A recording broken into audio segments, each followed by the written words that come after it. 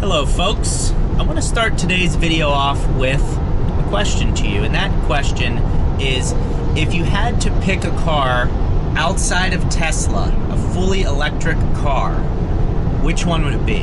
For me, I think it would be the Porsche Taycan. Hyundai has an offering, Audi has an offering, Nissan has an offering, and I'm sure there's some that I'm missing that I don't even know about. Which one would it be? Let me know in the comments below. I'm interested to see what you say. And the other rule to the question is, that's right, I make the rules here.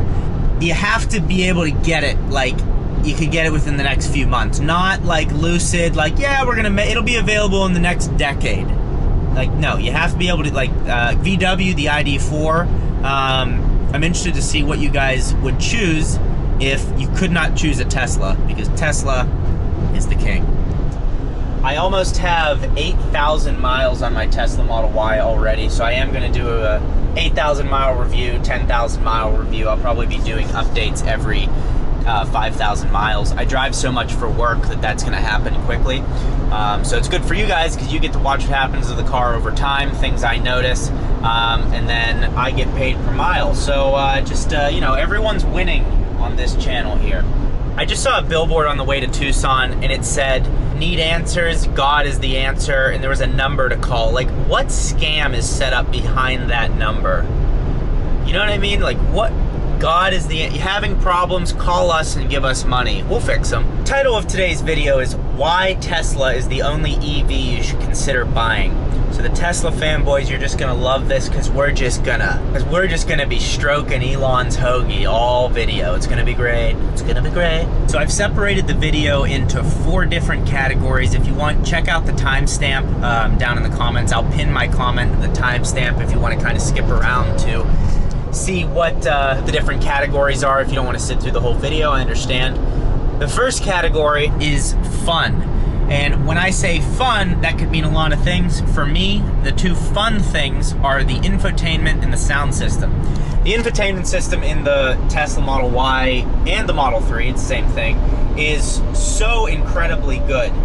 There's games, you can put all your favorite podcasts, you have the map where you can set to see the actual landscape. There's all of these things that you can do to it. You can look at your car's efficiency, which was what I was just doing, just seeing how the car is running. And it's a huge screen where you can watch Netflix, you can watch Hulu, you can go on the internet browser and watch YouTube. When the US Open was on for golf, I was watching the US Open while eating a Jersey Mike's sub in the parking lot somewhere. So there's all of these things that makes it so much more than any other car on the market, and it upgrades and continually gets better over time. The other thing is the sound system in this car is incredible. I mean, it's called immersive sound. It's not like it's Sony or any of these other brands or Bose that other car manufacturers advertise. It's just Tesla's own unique sound system. And actually the other company that makes a good sound system or other car manufacturer is Honda. Honda's usually just say premium sound as opposed to an aftermarket. And Honda's is very good too, but this is a totally different level. You have speakers up there. I can't remember, I think there's 14 different speakers in this thing. There's a speaker here, there, there's a subwoofer, and it works incredibly well. Listening to podcasts, listening to music, the subwoofer, everything is extremely clear, and it's a pleasure to listen to. It's better than any other car I've ever been in. I'm sure there's good ones out there, but this is excellent. The second category is driving dynamics and efficiency. We'll start with driving dynamics. I've said this before in previous videos, I would have not gotten a Tesla if it did not drive well. I came from a Civic Si, was my first car, Focus ST, second car, the BMW M2, which I currently have. If you want to check out videos on that, check the pop-out banner at the top of your screen. So I really appreciate driver's cars that give you good feedback, that handle well, they're just enjoyable to drive. The suspension's set up correctly, all of that stuff. And if Tesla was not a good car to drive, if it was not exciting and had good driving dynamics, by that I mean acceleration and handling and suspension, I wouldn't have gotten it. But it handles incredibly well. It accelerates very fast. You can get the performance boost, which takes 0.6 seconds off of the 0 to 60 time in the Model Y. So it goes down to 4.2 seconds to 60. I have the long range Model Y. I do not have the performance boost, and it does 4.8 seconds to 60, which is crazy fast for an SUV. And there's very few SUVs that could actually keep up with it on the road, at least in that initial 0 to 60 run, because of how instantly the torque hits. 385 horsepower, 375 foot-pounds of torque. So it's a fast car. I haven't taken it to the canyons yet. I am going to do that. But you don't really have to compromise. It is a fun car to drive, and it drives well. Some people have commented and said see, I don't like when it does that. I'm on this truck. I mean, here's the thing. I guess we're gonna take a little detour here with the video, but the car just, a lot of times when I have it on auto steer, the car will hit the brakes when it's better that the car is being safe rather than sorry. So I understand, but it is sometimes a little annoying. It's not perfect yet. Like, it'll see shadows at bridges, and it'll sometimes, all of a sudden, the cruise control will cut off, and it's kind of shocking. When I'm driving, I am paying attention. Some of you guys are like, you're literally filming yourself right now, but I'm looking forward. Oh, Chevy Volt. The answer to the Tesla. The Chevy Volt. Like a rock. Built Chevy tough, huh? Driving dynamics, this car handles well. Now, some people have said that the Model Y drives like crap and the Model 3 drives better. I agree that the Model 3 is probably a little more refined. It's been around longer. But I don't think this car drives like crap at all. Some people said, oh, there's too much cabin noise. Also disagree with that. Yeah, there's a little bit of wind noise, but it's not, I don't know, my M2 is extremely loud. Cabin noise, the huge tires on it. I don't know exactly, like, was your previous car a Bentley? Was your previous car a Maybach Mercedes? Like, what the hell are you talking about? Like, I don't understand how you'd come from a Corolla to a Tesla and now you're talking about there's too much wind noise. I just disagree. Yeah, there is some road noise. There's no engine sound. So you could, I don't know, maybe they could put more sound deadening in it. It's not a problem for me. I have no issue with what it sounds like taking road trips, especially when you put the sound system on. You don't really hear anything outside. I don't think there's much road noise. So I think that's just a very picky complaint, but you know, people say it, so it must be true. The efficiency of the car is also great.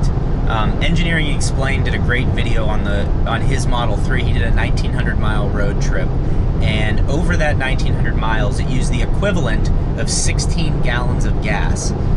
You think in a normal car that would be 16 gallons of gas would probably be maybe 350 to 400 miles, depending on the efficiency of your vehicle.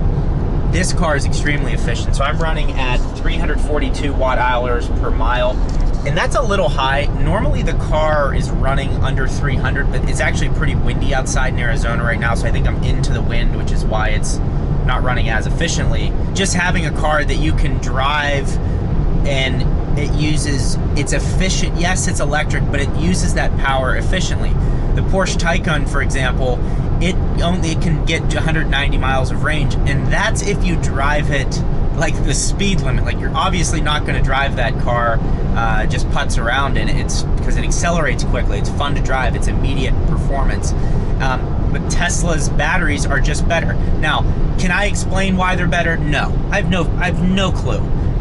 You know, I don't understand it very well, and I need to do a little bit more research on it. But again, that's not the point of my channel. I like to bring you just real life things on the Tesla. I don't talk about the updates, although I will say that last update gave me like an extra 15 miles of range, which is amazing. We'll talk about that in a different video.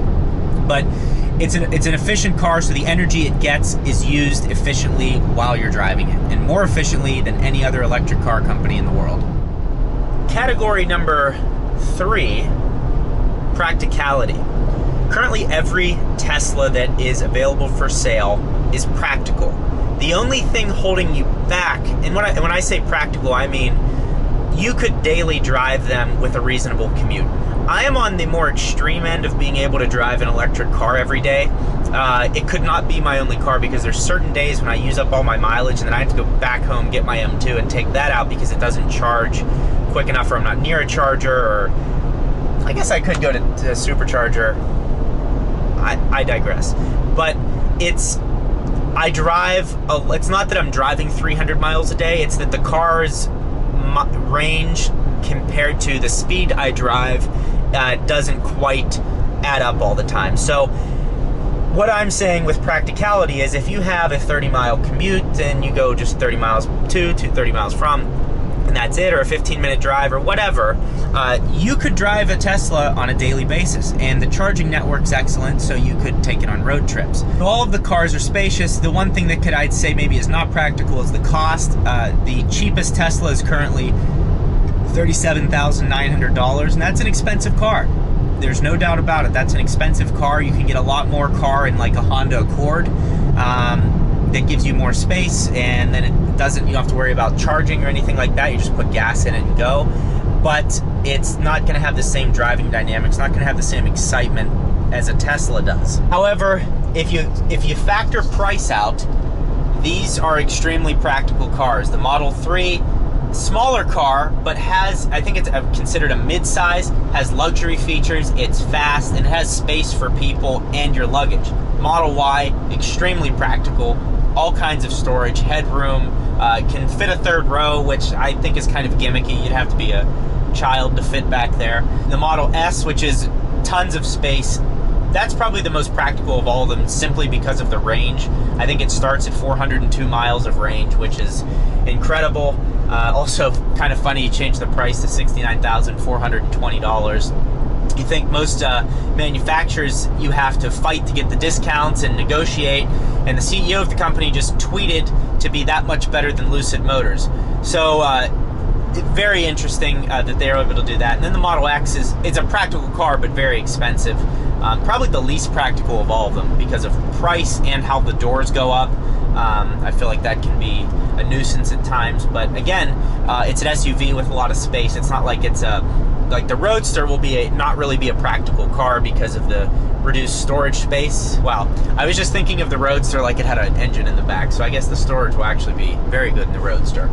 So the practicality is excellent, which leads me into my final point, the usability.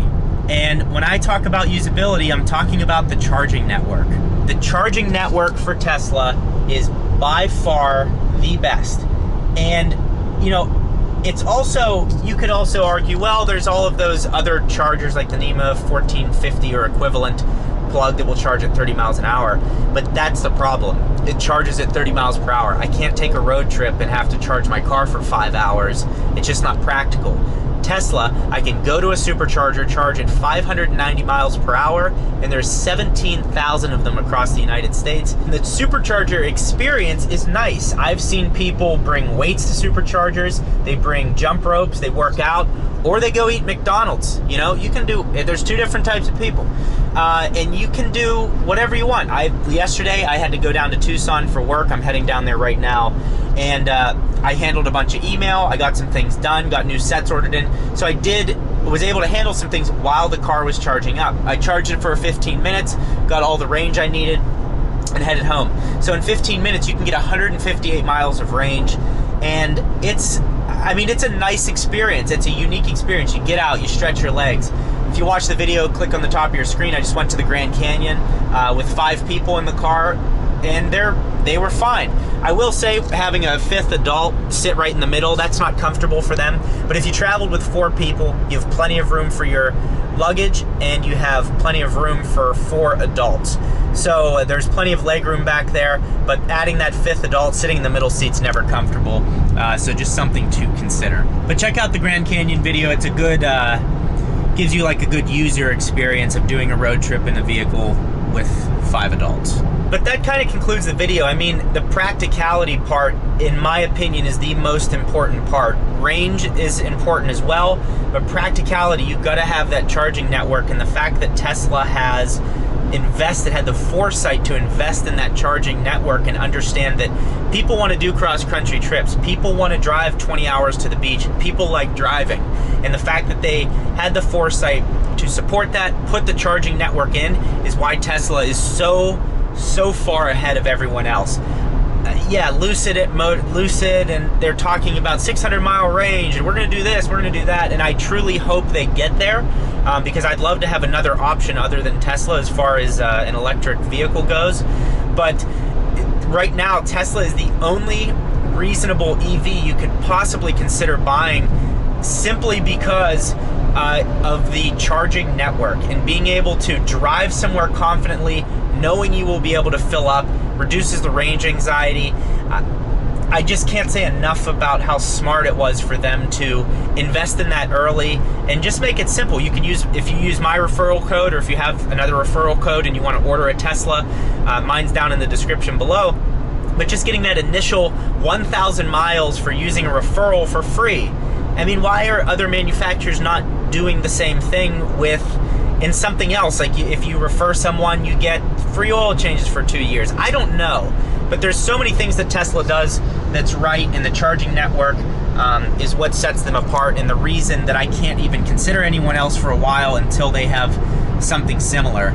I also find it funny that some manufacturers, I don't remember where I read this, but some manufacturers were upset that Tesla has made their charging network proprietary. But that would be like going to Google or going to Microsoft and being like, you know what, Excel is way better than anything on the market. Can you please, come on, let us use Excel. Like, if you're very good at Excel and you've used numbers, you realize numbers is like comparing Atari to the new Xbox. It's not remotely comparable. All these other manufacturers are going to have a very hard time catching up in that sense, unless they create a car that has a crazy amount of range. It's going to be really hard. It's going to take years and years, first of all, to catch up to the battery technology. Second of all, the charging network. So, those are my reasons for why Tesla is the only EV you could consider buying right now. The other thing I will say is I'm not ignoring the fact that Teslas are expensive cars, but consider the usability. Don't just, say, oh, it's too expensive, can't afford it, done. Think about oil changes. Think about transmission fluid changes. Think about all of these things that over time add up. My recommendation, if you want to get a Tesla, save up for the one that you want. If you want to get Model 3 and you want the, you're like, oh, I can get the entry-level Model 3, but I really would like to have the extra range. Save and get the one with the extra range. It's worth it to me. Like I've said, because of the points I've made in this video, getting the charging network, the fun to drive, and go test drive one. It's not hard to go and test drive one. Normally, car dealerships, oh, we need to make sure you're approved before we're going to do a test drive. They don't play games. They're like, hey, do you have a driver's license? Cool, you can come drive our cars.